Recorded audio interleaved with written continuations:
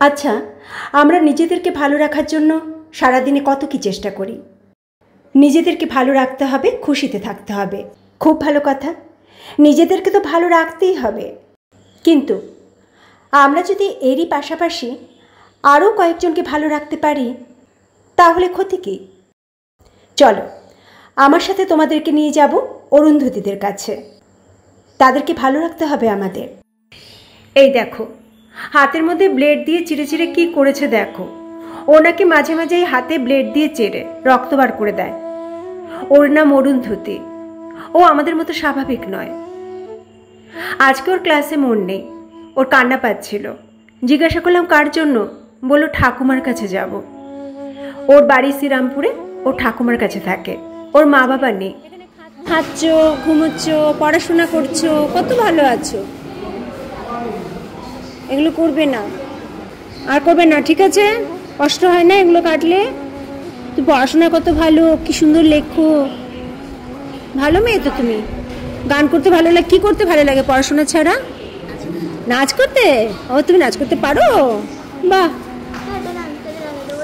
তাহলে নাচ করে দেখাবে? কি গানে নাচ করো বলো, কি গানে? মেঘের কোলে?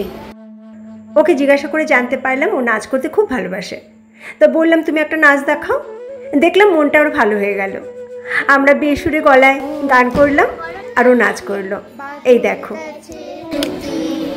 হা হা হা হা হা। আবার বলো, মেঘের কোলে রোদ এসেছে, বাদল গেছে টুটি, আজ আমাদের ছুটি, আজ আমাদের ছুটি, কি করি আজ ভেবে না পাই, পথ হারিয়ে কোন বনে যায়, কি করি মেঘের কোলে রোদ এসেছে, বাদল গেছে। এই হোমে অনেক অরুন্ধতী আছে, যারা তাদের কষ্টের কথা, খুশির কথা আমার কাছে, মানে তাদের দিদিভাইয়ের কাছে শেয়ার করে। আমি শুনি ওদের কথা, অবাক হয়ে যাই, কষ্ট পাই।